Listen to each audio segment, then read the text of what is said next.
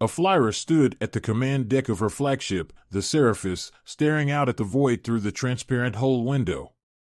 The stars shimmered in the distance, cold and indifferent. Beyond them, hidden in the blackness, the Karen Empire's fleet loomed like a predator stalking its prey. Her fleet, a ragtag assembly of defectors, ex-slaves, and rebels from the conquered world, stood no chance in a direct fight, and she knew it.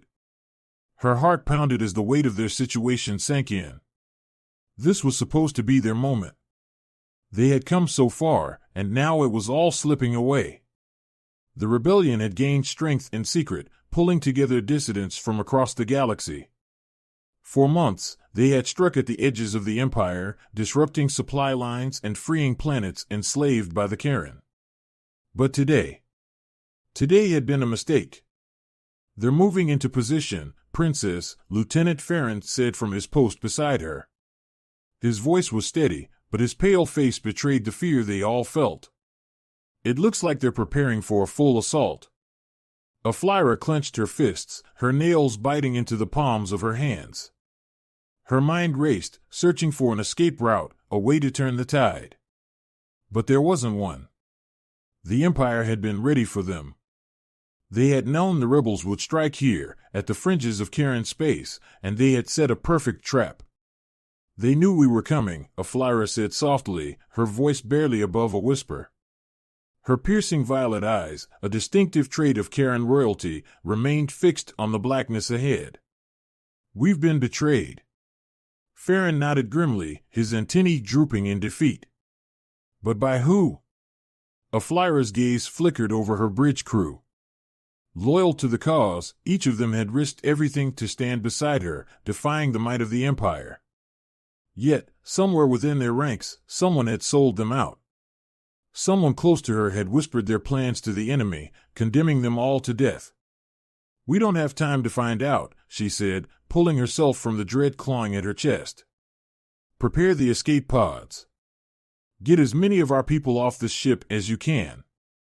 "But Princess Farron protested, his large black eyes full of desperation. "I gave you an order, Lieutenant." Aflyra's voice snapped with the authority of the crown, though the weight of her failure felt heavier than ever. She had led them here, into a trap. Now it was her responsibility to ensure that at least some of her people survived, even if she didn't. "Yes, Princess." Farron saluted, his expression hardening, and began issuing orders to the crew. As alarms blared and the ship shook from distant impacts, Aflyra took a deep breath and turned back to the window. The Seraphis shuddered under the strain of the incoming bombardment from the Imperial fleet, but she knew it wouldn't last long. Their shields were already weakening. She closed her eyes briefly, recalling the beginning of this rebellion. It had started with whispers among her father's courtiers, rumors of a hidden resistance forming on the fringes of the galaxy. For years, she had watched in silent disgust as her people expanded their empire through fear and brutality, enslaving entire worlds. When she could no longer stand idly by, Aflyra had made the decision to defect, abandoning her birthright and taking with her the knowledge and strength of the royal military. It had all led to this moment. But now, standing on the brink of destruction, she couldn't help but wonder if she had been wrong. Was it foolish to believe that they could overthrow the Empire? That a handful of rebels could ignite a revolution across the stars? The thought stung. Her father's voice echoed in her mind, mocking her idealism as he had done the day she had fled the palace. "Your compassion is weakness, Aflyra. The galaxy bends only to power." She gritted her teeth, pushing the memory away. Compassion wasn't weakness. Her people, the enslaved worlds, deserved to be free from the tyranny of the Empire, no matter the cost. The ship lurched violently, throwing her to the deck. Lights flickered and a deep groaning sound filled the air as the Seraphis hull buckled under another heavy barrage. "We've lost shield integrity," Farron shouted over the alarms. "The main engines are down." Aflyra struggled to her feet, blood dripping from a cut on her forehead. She glanced at the tactical display. The enemy ships were closing in, their firepower relentless. The Seraphis was a sitting target now. They were out of time. A surge of cold dread washed over her. Escape was no longer an option, not for her. If she stayed, she would be captured, paraded before the Empire as an example of what happened to those who defied it. But if she fled, if she left her people behind, knowing most of them wouldn't survive. No. She refused to be remembered as a coward. Prepare for atmospheric entry, she ordered, her voice steely despite the chaos. Farron blinked in confusion, but he obeyed without question. I'll take a fighter and draw their fire. Once I'm clear, launch the remaining pods. Princess, you can't dash. I can, she said, her tone unyielding. If anyone survives this, they'll need a leader. I won't be captured. Do you understand? Farron nodded reluctantly, his face twisted with anguish. He knew, as well as she did, that her plan was suicide. Aflyra didn't wait for more protests. She turned and sprinted down the corridor, ignoring the sparks raining from the ceiling and the tremors rocking the ship. As she neared the hangar bay, she could feel the heat of the fires spreading through the lower decks. Time was slipping away. She reached the small fighter, one of the few craft still operational, and climbed inside. Her fingers moved instinctively over the controls, activating the ship's systems. She gave a quick glance at the readouts, barely functional, but it would have to do. Just as she was about to launch, a burst of energy slammed into the hangar. The blast sent her fighter spiraling out of the bay, the force of the explosion throwing her into the void. The stars spun wildly around her, and the last thing Aflyra saw before the darkness consumed her was the Karen flagship looming in the distance, like a vulture circling a corpse. When she regained consciousness, she was no longer in space. Her ship had crash-landed on a barren, desolate planet, its surface cracked and lifeless. The fighter was in ruins, and so was she. Her body ached with a pain she had never known before, every muscle, every bone screaming in agony. She tried to move, but collapsed to the ground, gasping for breath. Her armor was shattered, her weapons lost in the wreckage.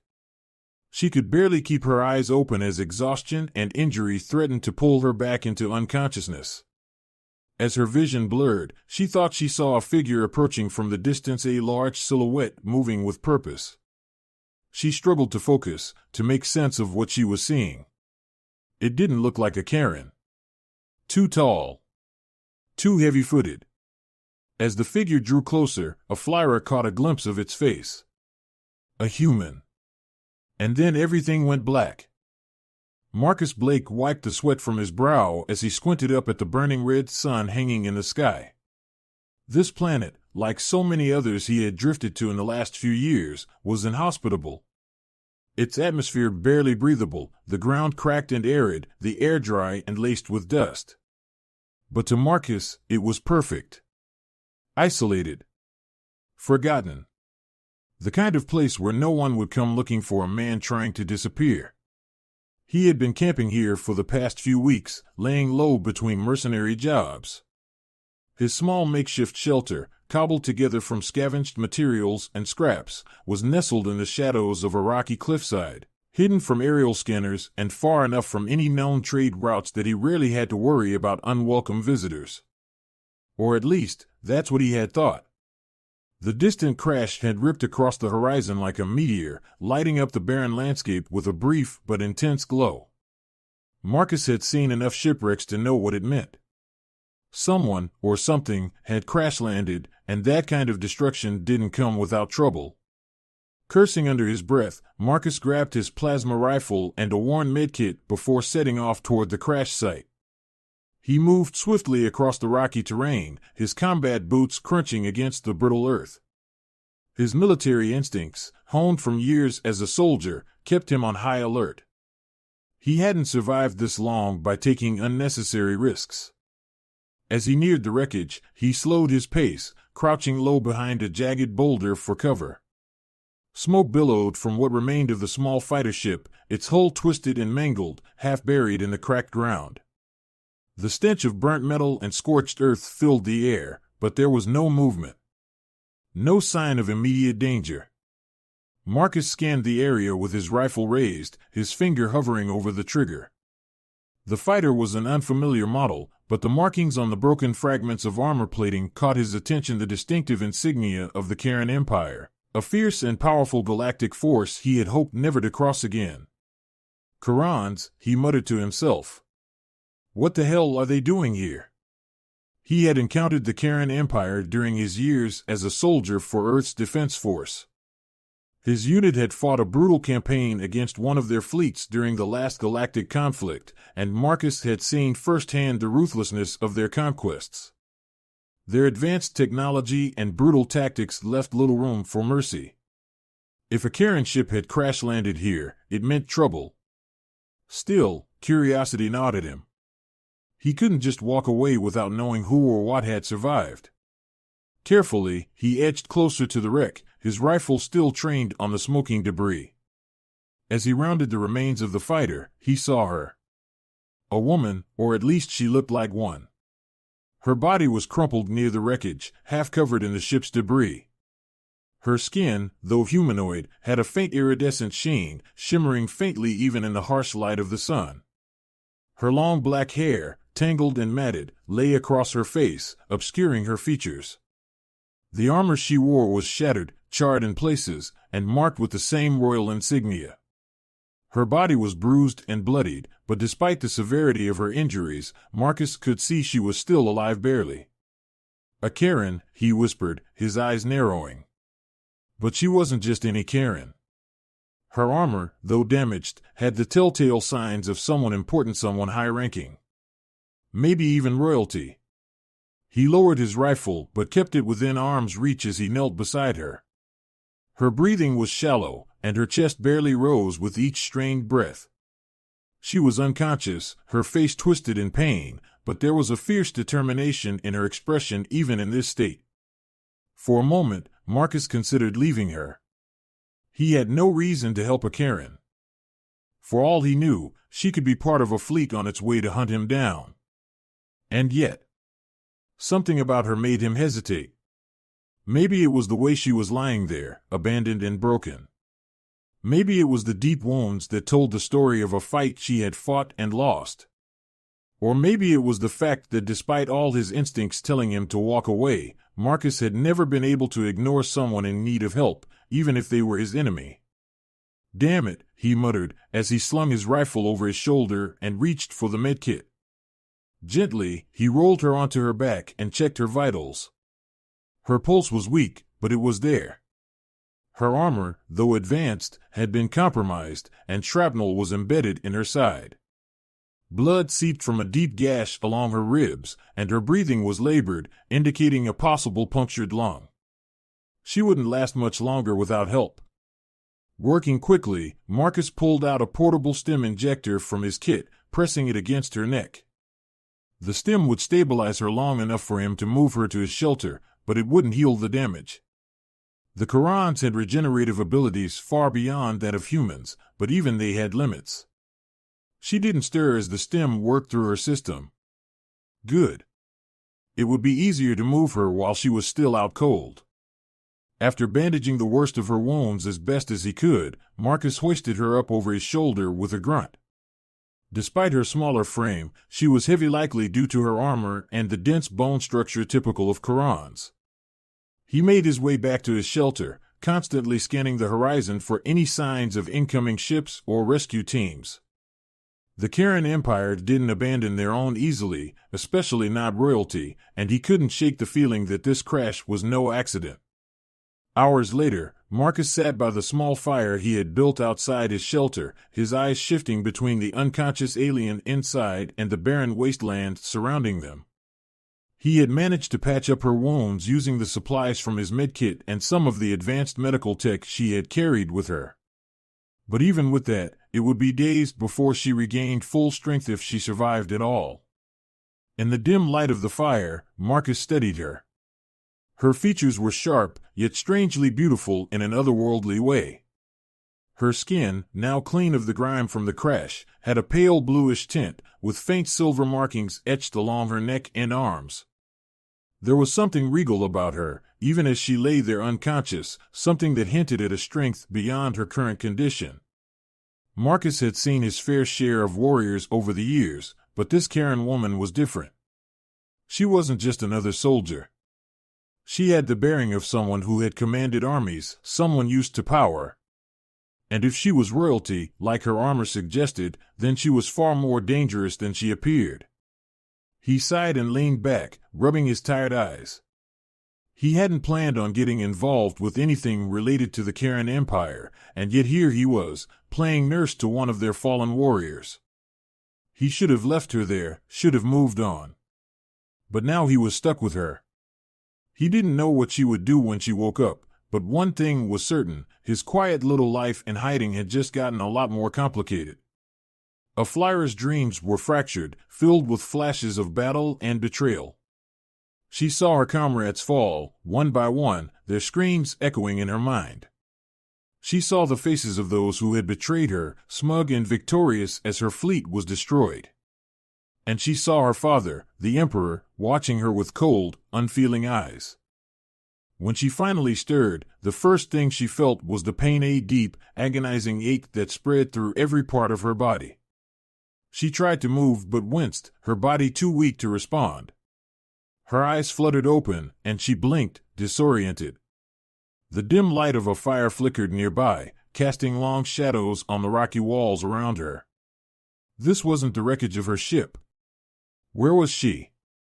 Her hand instinctively went to her side, feeling the bandages wrapped tightly around her wounds. She was alive. But barely. And someone had saved her. Slowly, she turned her head and saw him. The human. He was sitting a few feet away, staring into the fire, his rifle resting on his lap. He didn't seem to have noticed her yet, but she knew he was no ordinary human. He had saved her, yes, but for what purpose? Her voice, though weak, was filled with suspicion as she spoke her first words to him. Who are you? Marcus looked up, surprised to see her awake. His expression remained calm, but his eyes betrayed a flicker of curiosity and caution. The name's Marcus, he said, standing up and moving closer, though he kept a safe distance. I'm the guy who dragged you out of that wreck. You're welcome, by the way. A flyer narrowed her eyes, her body too weak to challenge him, but her mind sharp. She didn't trust him. Why would she? A human, of all things, saving a Karen? It didn't make sense. Why, she asked, her voice a raspy whisper. Why help me? Marcus shrugged, leaning back against the wall. Honestly? I don't know. Maybe I have a thing for stubborn, half-dead princesses who crash-land on my planet. A flyer's eyes widened slightly. He knew who she was. And what do you plan to do with me? She asked, her voice laced with suspicion. Marcus met her gaze, his expression unreadable. That depends. I saved your life, but that doesn't mean I trust you. You're a Karen. I've seen what your people do to those who cross them. A flyer's gaze hardened, her mind racing. She was weak, vulnerable, but she couldn't afford to show it. If this human knew who she was, then she was in even greater danger than she realized. She needed to recover. She needed to get off this planet. But for now, she would have to play his game. For now. A flyer's vision gradually sharpened, her body still weighed down by the remnants of pain and exhaustion. Every movement sent a ripple of agony through her muscles, but she forced herself to sit up, her sharp violet eyes now fully focused on the human sitting across from her. Marcus had just saved her life, but she wasn't naive enough to think it was out of sheer goodwill. This was the galaxy. They were all survivors, and nobody did anything for free. Her mind was a whirl of calculations, and even in her weakened state, her training as a warrior and a princess of the Karen Empire took over. She needed answers, and she needed them now. She pushed the disorientation aside and fixed her gaze on Marcus. Where am I? Her voice was stronger than it had been earlier, though still hoarse from the crash and the days she had spent unconscious. Marcus remained calm, poking at the fire with a stick. some uninhabited rock in the middle of nowhere. The locals are sandstorms, rocks, and things you wouldn't want to meet at night. He glanced at her, his blue eyes studying her carefully. You're a long way from home, princess. A flyer's jaw clenched at the title. She hated it now, hated what it represented. Once, it had symbolized power and respect. Now, it felt like a noose, a reminder of everything she had lost: her fleet, her rebellion, her friends. Betrayed by her own people, left to die in the cold reaches of space. Don't call me that, she snapped, her voice cold and sharp like the edge of a blade. Marcus raised an eyebrow but didn't comment further. He could tell her temper was rising, but he didn't flinch. He'd seen worse. A flyer took a deep breath, feeling her ribs strain against the bandages. The sharp pain in her side reminded her of the shrapnel that had nearly killed her. She glanced down at her tattered armor, remnants of the once mighty royal uniform of the Karen Empire.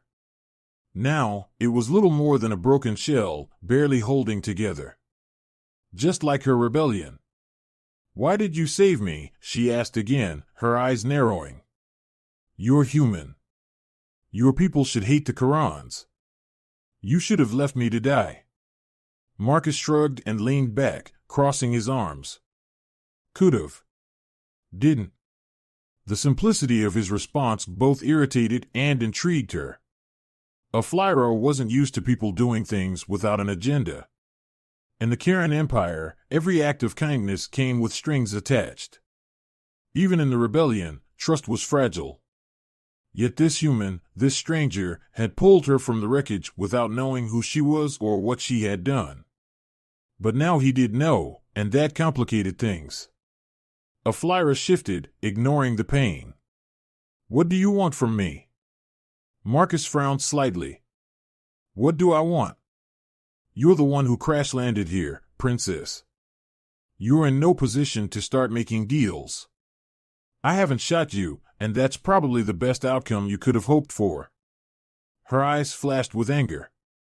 I'm not some helpless victim, she spat, her pride stinging. I am Dash. Yeah, I know who you are, Marcus interrupted, his voice steady but firm. Princess Sapphira of the Karen Empire. Leader of some failed rebellion that just got crushed. I get it. Royalty, warrior, blah blah. Doesn't change the fact that you're stuck here, and I'm the only reason you're still breathing. A flyer bristled at his casual dismissal. It wasn't often that anyone, let alone a human, spoke to her like that. But he was right. She was in no position to challenge him right now, not in her weakened state. Still, the fire of defiance burned within her. She wasn't just any Karen, and she would not be spoken to as if she were some defeated child. You know nothing of what happened, she growled, her fists clenched tightly. The memories of the betrayal, the moment when her own trusted allies had turned against her, flooded her mind, filling her with rage. My people betrayed me. Sold me out to the Empire. They let my rebellion fall apart, let my people be slaughtered like animals. And they left me to die. The last words came out as a shout, and for a moment her fury overwhelmed the pain. She had been a fool to trust them. A fool to think that loyalty could exist in the face of the Empire's might. Marcus remained silent for a moment, watching her with a guarded expression. Then he leaned forward, resting his elbows on his knees.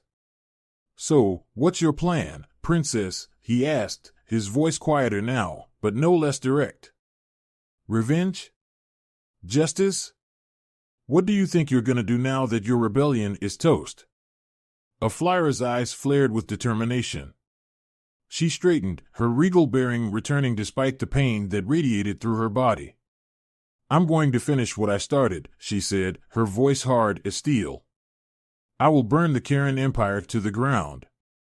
I will make every single one of them pay for what they've done. Marcus gave a low whistle. That's a lot of fire for someone who just barely survived a crash landing. He tilted his head slightly, as if sizing her up. You're really that determined to go after them? Even if it means certain death? I'd rather die on my feet than live as a slave to that empire, HFY hissed. Her eyes, now burning with fury and purpose, met Marcus's with an intensity that left no doubt this was not a woman who would be easily broken. For a moment, Marcus didn't reply. He respected that kind of fire, that drive to fight against impossible odds. He'd seen it before, back when he was a soldier, fighting battles where victory seemed out of reach. And it was something he understood all too well, the need to keep fighting, even when everything seemed lost. Finally, he nodded slowly. All right. I get it. But you're gonna need more than fire and fury to take on the Empire. Right now, you're stranded on a rock with no ship, no allies, and barely any resources. What's your plan? How are you gonna survive long enough to make that revenge of yours happen? HFY's jaw tightened. He wasn't wrong. She was isolated, weakened, and vulnerable. But she wasn't without options. She was Karen, after all, and that meant she had more than just raw strength on her side. Her mind raced as she began to think through the possibilities. The wreckage of her ship might hold something she could use, maybe a distress beacon or a communications array she could repair. Even though her rebellion was in shambles, there were still pockets of resistance out there. If she could reach them. I'll figure it out, she said, her voice resolute. I just need time. And I need to get off this planet. Marcus snorted, shaking his head. Well, there's a problem with that. Your ship's a pile of scrap, and I don't exactly have a spare cruiser lying around. HFY didn't respond immediately. Instead, she glanced down at the small device strapped to her wrist, her personal communicator. It was damaged, just like everything else, but with the right parts, she could fix it. And once she had a working communicator, she could send out a signal. It might take time, but someone would come. Someone loyal to the rebellion, or at the very least, someone willing to help for the right price. I can make contact, she said finally. But I'll need your help. Marcus raised an eyebrow, leaning back with a skeptical look. My help, huh? You think I'm just gonna throw in with a Karen princess because you've got a grudge? HFY's eyes locked onto his. You don't like the Korans. That much is obvious. They destroyed your people's resistance, just like they tried to destroy mine. You may not want to admit it, human, but we have a common enemy. Help me, and we can both get what we want. Marcus was silent for a long moment. He stared into the fire, his mind clearly turning over her words. Finally, he spoke, his voice low and measured. Common enemy or not, you're asking for a lot of trust, princess. And right now, trust is in short supply. HFY narrowed her gaze. You think I trust you? She asked, her voice dripping with disdain. You saved my life, but I'm not naive. This is an alliance of necessity. You need me as much as I need you. Marcus met her eyes, his expression hard. Maybe. Or maybe I just walk away and let you figure it out on your own. HFY didn't flinch. She knew this was a test. And she knew she couldn't afford to fail. If you wanted to leave, you would have done it already, she said coldly. You haven't. That means you're still here for a reason. So, are you in? Or are you going to sit here and watch the galaxy burn without lifting a finger? Marcus chuckled softly, shaking his head. You've got guts, I'll give you that. He stood up, stretching his arms before grabbing his rifle. All right, princess. I'll help you for now. But if you try to double-cross me, you won't live long enough to regret it. HFY gave a slight nod, her expression unreadable. Deal. For the first time since the crash, HFY felt a flicker of hope. She had an ally, however temporary, and with that, she had a chance. A chance to survive, to rebuild, and to take back what was rightfully hers. But as she watched Marcus walk away toward the wreckage to start scavenging for parts, she knew one thing for certain: this human was no fool, and if she wasn't careful, he could be as much of a threat as the Empire itself. The night sky on the barren planet was eerily silent, with only the faint whistling of the wind across the rocky plains. The red sun had long since dipped below the horizon, leaving the landscape bathed in shadow. The fire outside Marcus's shelter flickered weakly as he and a flyer prepared for what would come next. They had spent hours scavenging what they could from the wreckage of her ship, piecing together whatever technology remained functional. It wasn't much, but it would have to do. A flyer sat on the edge of the small metal crate that served as a makeshift table, her focus on the small communicator device in her hand. She had managed to repair it enough to send a basic distress signal, though its range was limited.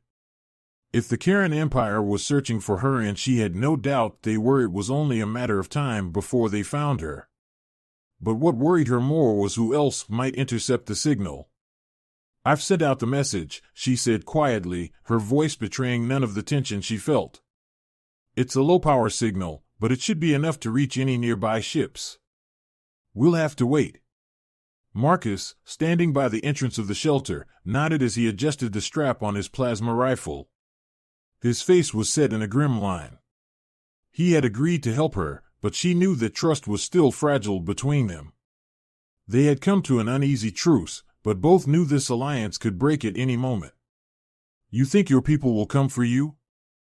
Marcus asked, his voice neutral, but there was a hint of skepticism behind his words. A flyer's gaze flicked up to meet his. "No," she said coldly.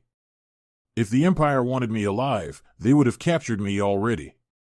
The signal isn't for them. It's for the remnants of the rebellion. I had loyalists spread across the galaxy before everything fell apart. If there's anyone left who still believes in our cause, they'll come." Marcus stared at her for a long moment, then nodded. "And if it's not your rebels who show up? What if it's the Empire?" A flyer's jaw tightened. "Then we fight." He smirked at her fierce determination, but the seriousness in his eyes didn't waver. "All right. But if it's a fight, don't expect me to go down with you out of loyalty." "I wouldn't," she replied curtly. The wind outside picked up, rattling the loose pieces of scrap they had used to reinforce the shelter. A flyer's fingers tightened around the communicator.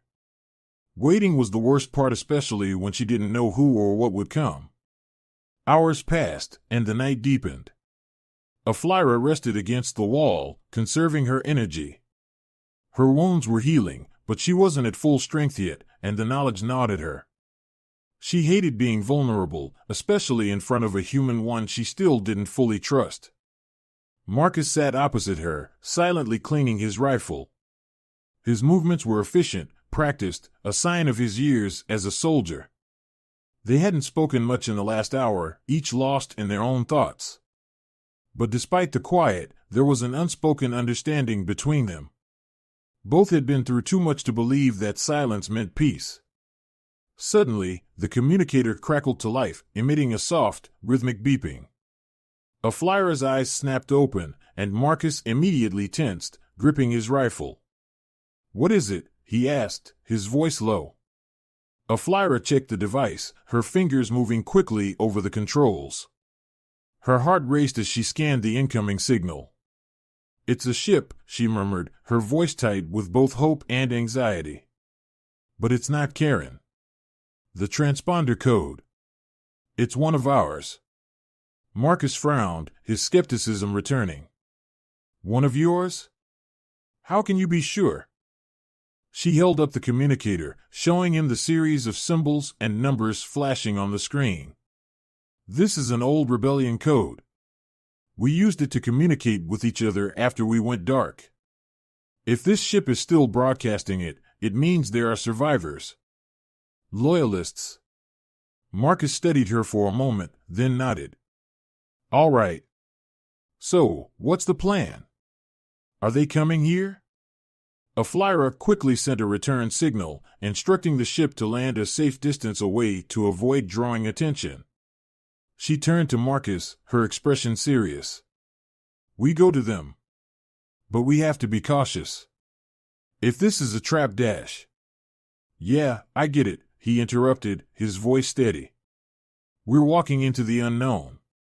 Despite the tension in the air, Aflyra felt a glimmer of hope. If the ship truly belonged to the rebellion, it meant she wasn't as alone as she thought. Perhaps there was still a chance to rebuild, to strike back against the Empire. But she couldn't let herself get too comfortable. Betrayal was still a possibility, and the galaxy was full of opportunists willing to sell her out for a price. As they geared up to leave, Aflyra tested the mobility of her limbs. She was still sore, but she could fight if needed. She strapped on a small blaster she had salvaged from the wreckage and glanced at Marcus, who was already waiting by the entrance, his rifle ready. "Let's move," he said. The two of them made their way across the dark plains, moving swiftly but cautiously. The sky above was dotted with stars, cold and distant, as the rugged terrain crunched beneath their boots. Aflyra led the way, guided by the coordinates sent from the ship. It wasn't far, maybe a couple of kilometers, but the tension between them grew with every step. Aflyra's mind raced with possibilities. Who would be on that ship? Old allies? Or those who had once betrayed her? She couldn't afford to let her guard down, but there was something else gnawing at her, a sense of responsibility. These people, if they truly were rebels, had fought for her cause. Some had risked everything for the rebellion. If they were still out there, still fighting, it meant she had to lead them again. She clenched her fists. She wouldn't fail them this time. As they approached the landing site, the faint outline of the ship came into view, a small freighter, barely visible against the rocky landscape. It wasn't an impressive vessel, but that was to be expected.